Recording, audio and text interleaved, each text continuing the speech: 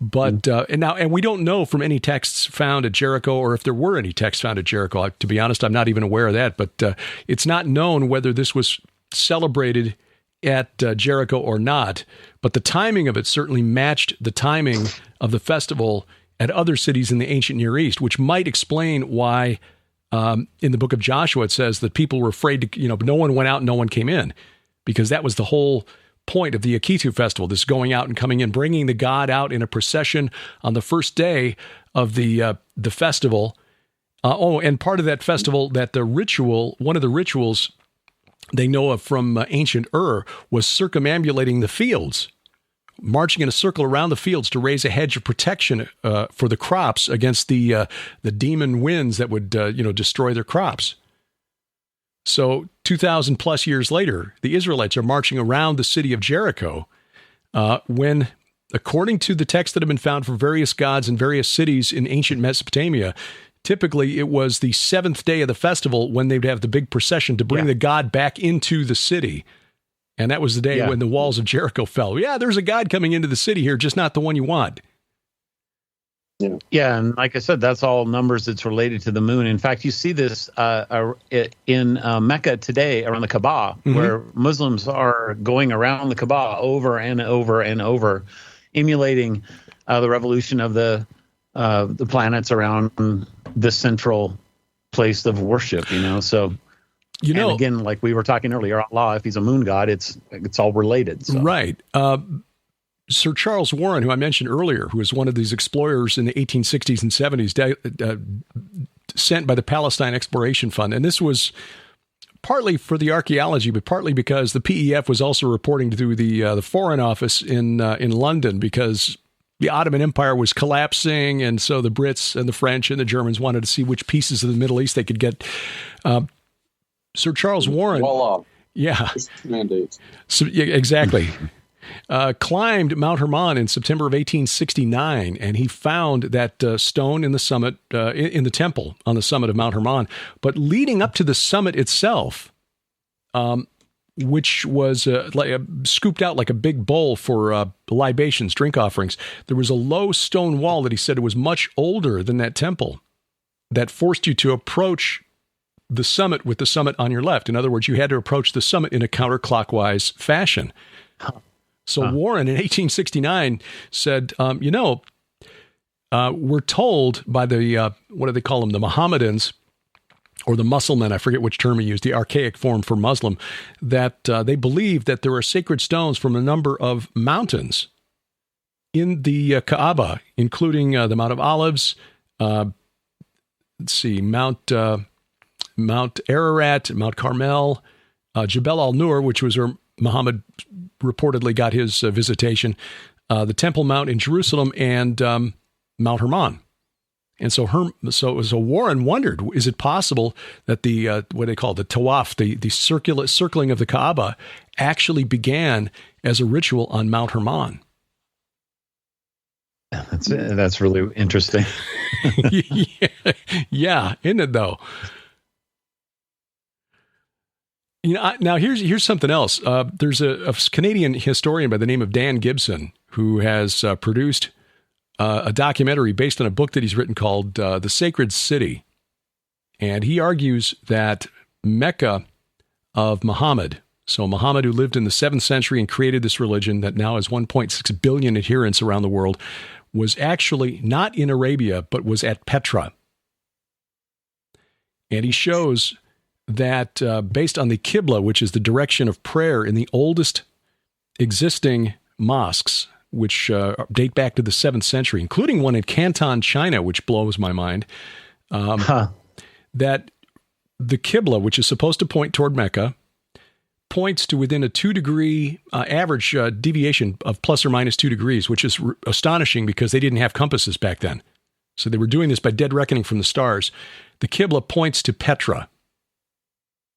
I mean, it's known from the Quran that Muhammad changed the direction of prayer at some point, I think 10 or 12 years into his faith, because he got angry at the Jews who were laughing at Muhammad. He didn't even know the direction to pray until we told him. He said, okay, fine. So he turned his back on Jerusalem, and it was assumed that he changed the direction to to Mecca, but the earliest existing mosques, the oldest existing mosques, argue against that because they don't point anywhere near Mecca. They point to Petra, which we know was a pagan tourist destination, a pagan, that's not tourist, that's the word I'm looking for, pilgrim.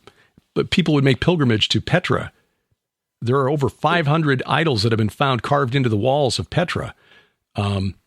So it was as much a pagan destination as Caesarea Philippi was. Is it possible that there's something spiritual and supernatural about Petra as well? Sharon and I are operating under a working theory that we have to research before we're prepared to defend this theory. We think Sinai is there. Oh, wow. I mean, I know that there's that mountain in Arabia, the Jebel al-Lawz, that has that split rock on the top. Right. But consider when you're trying to water 2 million people plus their flocks and herds. If you've ever seen Petra or been to Petra and you've gone through the Seek, which is that chasm that you have to go through to get down to the Treasury building, the mountain literally split in half to make that opening. And until the Nabateans in the 2nd century BC diverted the wadi that ran right through their town, it would basically flood the city. But even to this day, when it rains real hard in Jordan, you can get floodwaters coming out of the Seek that are dangerous enough that tourists are running for their lives to get away from it. So just imagine if that was the rock that Moses struck with his staff, and boom, the locals still call that wadi Wadi Musa, or the Wadi of Moses. Wadi al-Musa, that's right. Yeah, I was about to say, there's still a lot of local lore that supports that. The association with Moses, the staff that he used to do that with, and water in general are common motifs and stories associated with that place. That's really interesting. I never considered that. There was a German archaeologist who tried to make that case back in 1922, about 100 years ago, and I've not found a copy of his book. I'd like to read his research, but it's believed that Aaron, that Mount Hor, where Aaron is buried, is located right there. You can see it as you're driving into Petra. It's a tough climb to get to it, but there's still a shrine up there for Aaron. So now I don't remember this from the movie. But when Indiana Jones goes to Petra, and it's not really Petra in the movie, but isn't that like the whole canyon area there? Doesn't it look like a crescent moon in the movie? In the movie it does, yeah. In the movie, yeah. I don't know. It was called that movie, The Canyon of the Crescent Moon. Huh. That's right. The Canyon of the Crescent Moon. Yeah. I have not looked at that, but it is really interesting. And there's a temple for the chief god of the Nabateans down the end of the colonnaded street. When the Romans got in there, maybe the Nabateans put up the colonnades. They were big fans of Greek architecture. The temple of their chief god had a big cube in the front, in the forecourt of the temple. And in fact, some of the funerary monuments, when you're walking before you get to the Seek, between the main entrance and the Seek, they've got these big funerary monuments that are big cubes that they call jinn blocks. Now, the Nabateans didn't call them that because the word jinn was not part of Arabic in the 2nd century BC or whatever. But it appears that their chief god Dushara was worshipped in the form of a cube. And there's a belief that perhaps the 4th century Bishop Epiphanius on the island of Cyprus, who was writing about some of the pagan beliefs that still existed around the Mediterranean, wrote about the worship of Kore, which is Persephone, the goddess who spent half of her year in the underworld and half the year above. And there was a ritual at Alexandria where they would bring the idol representing Kore out, and they would walk in a circle around the sacred place before returning her down below. And he said, in a similar way, the Nabateans worship their god born of a virgin. But it appears he confused the Arabic word for virgin, which is ka'iba, and the word for cube, which is ka'aba. So anyway, this fellow, Dan Gibson, viewers, if you're interested in checking this out, I think the documentary is still available on Amazon Prime, The Sacred City. He really does a good job, I think. He's sympathetic. It's not like he wants to tell Muslims, rather, that they're doing the wrong thing. He just wants them to know their actual history. I don't know that he's made any headway, but it's really fascinating, especially if you put any stock in the prophetic implications of Petra perhaps being a place prepared in the wilderness to hide Israel in the last days. But yeah, that's... and also, footnote to listeners and viewers, Epiphanius is worth the read. He was, it was really interesting. I was startled when I stumbled across that.